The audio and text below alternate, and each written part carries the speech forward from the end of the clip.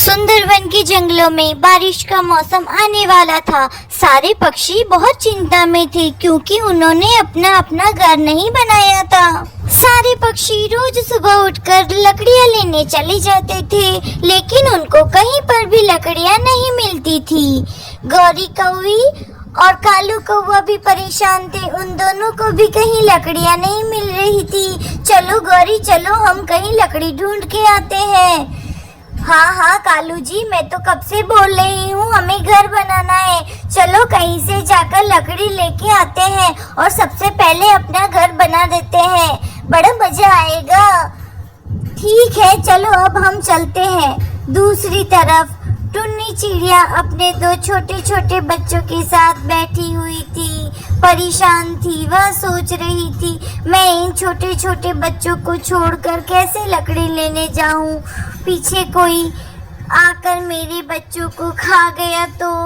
ऐसा सोचकर वह अपने बच्चों को कहती है, बच्चों लकड़ी लेने तो जाना पड़ेगा, बारिश का मौसम आने वाला है और अगर तुम्हारे लिए पक्का घर नहीं बनाया तो तुम लोग बीमार पड़ जाओगे। मैं ऐसा करती हूँ, जाकर लकड़ी लेकर आती हूँ, तुम लोग अपना ध्यान रखना, मैं जल्दी वापस आ जाऊंगी। ऐसे कहकर टुन्नी चिड़िया लकड़ी लेने जाती है। उसकी किस्मत बहुत अच्छी थी, उसे लकड़ियाँ दिख जाती है। अरे वाह वाह, मेरी तो किस्मत बहुत अच्छी है, मुझे लकड़ियाँ मिल गई। अब मैं जल्दी से लकड़ियाँ लेकर जाती हूँ और अपना घर बना देती हूँ। मैं सबसे पहले घर बनाऊंगी जंगल में। ऐसा सोचकर टुन्नी चिड़िया बहुत खुश हो रही थी। वहीं दूसरी तरफ गौरी कौवी और कालू कौवा बहुत परेशान थे। उन्हें जंगल घूम घूम लिया था, उनको कहीं लकड़ियां नहीं मिल रही थी। कालू जी कहीं लकड़ी नहीं मिल रही है। अरे हाँ मेरी गौरी, लकड़ी नहीं मिल रही है, घर कैसे बनाएंगे, ऐसे बारिश आ जाएगी तो क्या करेंगे। हम ऐसा करते हैं, कहीं और जगह जाके लकड़ियां ढूंढते हैं, जरूर मिल जाएगी। अरे चुप करो कालू, वह देख छोटी सी चिड़िया इतनी सारी लकड़ियां ढूंढ कर लाई है और तुम तो मर जाओ कहीं जाकर। तुम तो लकड़ियां भी ढूंढ कर नहीं ला सकते। पता नहीं कैसा पति है मेरा, पागल के जैसा। मुझे तो ऐसा पति भगवान ने कैसे दे दिया, यही पता नहीं चल रहा है। अब चलो उस चिड़िया के पास और चलो उससे सारी लकड़ियां ले लेते हैं। और हाँ, उस चिड़िया को अच्छे से डांट लगाना तुम, ऐसे नहीं कि भोले भाले कौवे बनकर बैठ जाओ। सुना तुमने कालू कहीं के?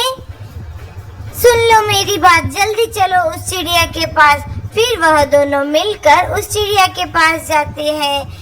चिड़िया ये लकड़ियाँ तो हमारी है, तुम क्या कर रही हो इन लकड़ियों के पास? ये तो मेरी लकड़ियाँ हैं, मैंने और कालू ने बड़ी मुश्किल से इकट्ठा की है। तुम कौन होती हो? अरे ये लकड़ी आपकी कहाँ से आई गौरी बहन? यह लकड़ियाँ तो मैंने ढूंढी है, आपकी कोई दूसरी होगी, जाकर देख लीजिए बड़े जंगल में कहीं। नहीं, यह लकड़ियाँ मेरी ही है। ऐसा गौरी कहने वाली थी, तब तक कौवा बोला, अरे तुम कौन होती हो ये लकड़ियों की मालिक? हमने इस लकड़ियों को बड़ी मुश्किल से ढूंढा है और यह हमारी है। चलो जाओ यहाँ से, नहीं तो मैं तुमको तो खाऊंगा ही और तुम्हारे दोनों बच्चों को भी खा जाऊंगा। टुन्नी चिड़िया बहुत डर जाती है, वह सोच में पड़ जाती है, अब मैं क्या करूं? मैं मेरे बच्चों के लिए खाना कहाँ से लेके जाऊंगी, घर कहाँ से बनाऊंगी? बारिश में मेरे बच्चे भीग जाएंगे।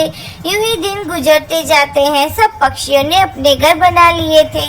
टुन्नी चिड़िया दोनों बच्चों को बोलती है, बारिश आ गई बच्चों, अब हम क्या करेंगे? मैंने तो तुम्हारे लिए घर भी नहीं बनाया, मुझे कहीं लकड़ियाँ ही नहीं मिली घर बनाने के लिए। हे भगवान, हमारी सहायता करना, हमारी मदद करना। टुन्नी चिड़िया ऐसे ही बोल रही थी। इतनी देर में टुन्नी चिड़िया का घोंसला जमीन पर जाकर गिर जाता है और टुन्नी चिड़िया के दोनों बच्चे उस घोंसले के नीचे दबकर मर जाते हैं। टुन्नी चिड़िया बहुत दुखी हो जाती है। नहीं, अब मैं क्या करूं? कोई मेरे बच्चों को बचाओ, कोई मेरे बच्चों को बचाओ। अगर आपको इस कहानी का भाग 2 देखना है तो हमारे चैनल को सब्सक्राइब कीजिए और हाँ, थोड़े दिन की राह देखिए, हमारी कहानी का दूसरा भाग जल्दी ही आएगा। धन्यवाद।